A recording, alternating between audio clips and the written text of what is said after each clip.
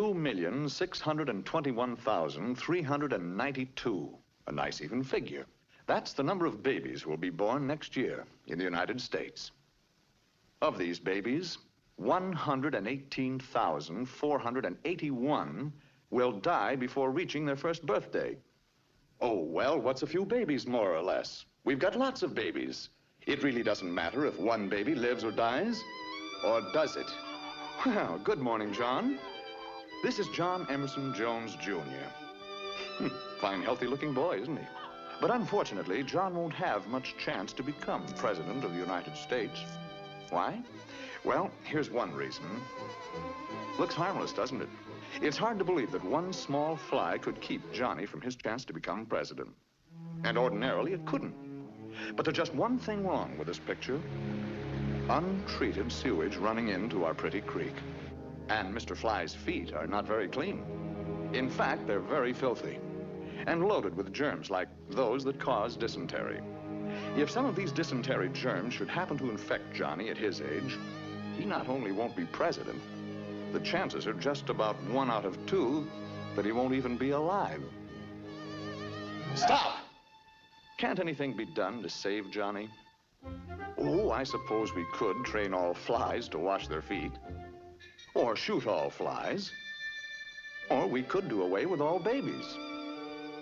But there must be a better answer than that. This is where I come into the picture. Your local health officer and my staff. Part of our job is to clean up just such unsanitary conditions, eliminate open sewage, do away with fly-breeding places, and give your Johnny a new shot at the presidency. Well, John, we got over that one all right, didn't we? Maybe you'll get to be a year old yet. But you've still got some very tough customers to meet on the path of your life, like whooping cough and diphtheria, rheumatic fever, and smallpox. But don't worry, John. That's where your local health officer, that's me, comes back into the picture. Another part of my job is to keep track of you and to see that you're properly immunized. Vaccinated and inoculated is another way of saying it. Or protected in other ways so that you have the weapons to fight back when these enemies attack you.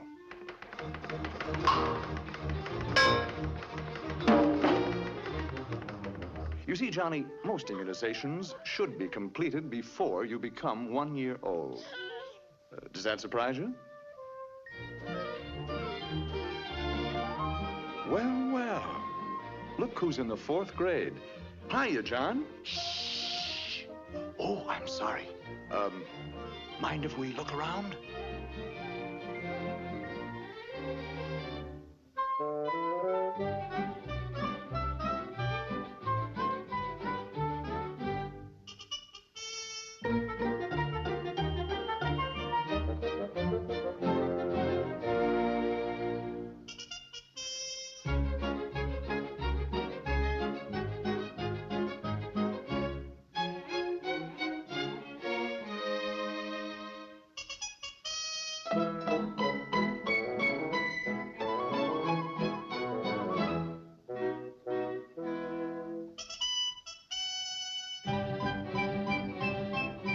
Looks like you're being well taken care of, Johnny.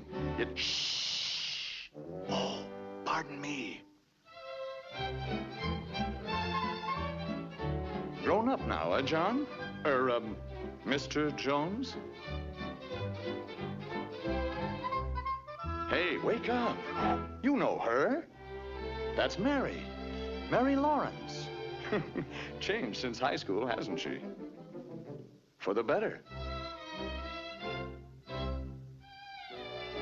Congratulations. You ought to make a very happy couple. You're fine, healthy-looking specimens. Nothing wrong with you, huh? Are you sure?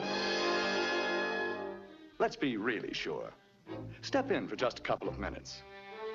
Now, don't worry, John. It's a very simple process for you. And I know Mary won't mind it either. It's not so simple for your blood, though. Let's see what happens. First, it's numbered, whirled, a warm bath, shaken, checked, cooled, bathed again, then carefully read. And aren't you lucky that you happen to live in a community that has a health department?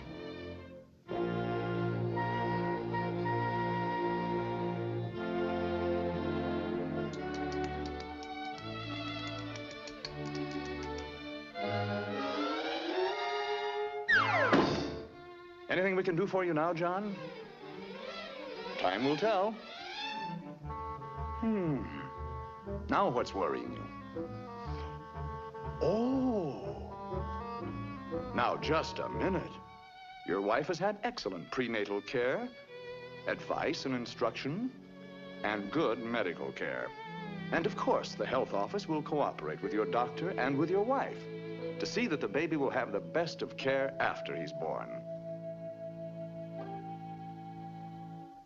So why worry, John? Well, what do you know? It's a boy. You must be the first father in history to have a boy.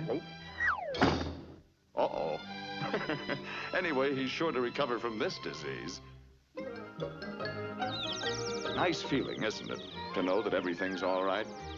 Your family's well taken care of. You don't have to worry too much about your health. But there's one thing you do have to worry about, John.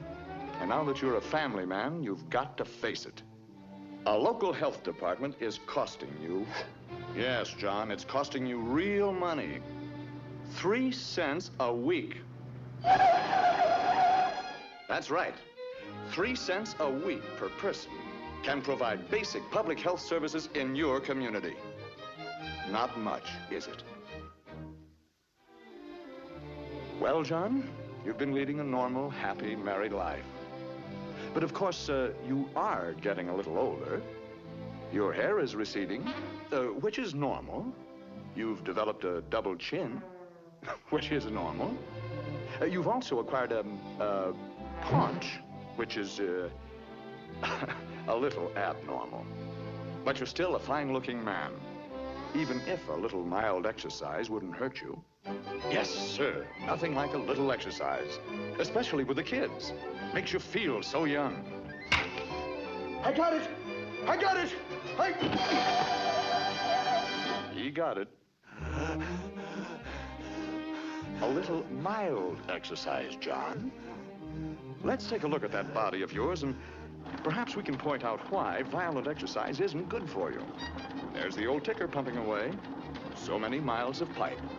Now then, that bay window appears, and the rest of you spreads a bit too. More skin area, more pounds of flesh, and more pipe needed to cover the ground. More work, too, for your heart. And remember, John, that heart isn't getting any younger. So let's get more rest and take it a bit easier. Oh, by the way, it might be well to cut down on the food a little. Hey! That goes for you, too, Mrs. Jones. Look, John and Mary Jones, let's not kid ourselves. This is the age when cancer, heart disease, and diabetes are the big killers. Now, wait just a minute. Don't get panicky. Nobody said you have these diseases. With a few simple precautions, you'll have very little to worry about. Periodic checkups by your own doctor are the most important thing. Don't wait until you're sick. Always remember, early diagnosis and early treatment are the best weapons with which to fight cancer, diabetes, and heart disease. The family, the doctor, and the health officer. One kind of eternal triangle that really makes sense. Grandma and Grandpa Johnny Jones. And we've come a long way together. From now on, folks, you're pretty much on your own. But wait, just a minute. This looks like a happy ending. And it should be a happy ending for a fine boy like Johnny. But the odds are better than 25 to 1 that he'll be born into a community with inadequate public health service or none at all. So it looks like Johnny's chances of being among the 118,481 new babies who'll die next year are pretty good, doesn't it? But let's get one thing straight. There's nothing about this figure that is sacred. It can be reduced by well-staffed health departments throughout this great country of ours. Which kind of public health service does your community have? It's up to you.